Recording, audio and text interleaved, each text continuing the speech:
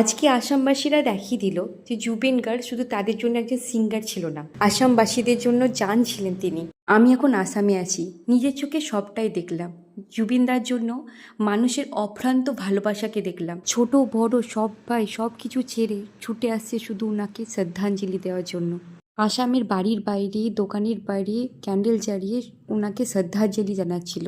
ওনার গাওয়া গান সব সময় আমাদের মনে স্মরণ হয়ে থেকে যাবে। আজ পুরো আসাম শোকাহত, আর সবার মুখে একটাই কথা, জুবিনদা অমর রহে।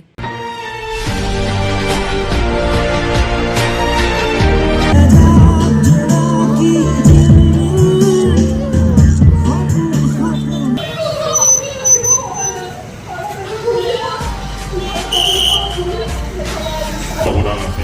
জুবিন মোক আন এটা বস্তু শিকাইছে আৰু এইটো আজি এই সাহসটো লাগিব, আৰু যদি এই সাহসটো আমাৰ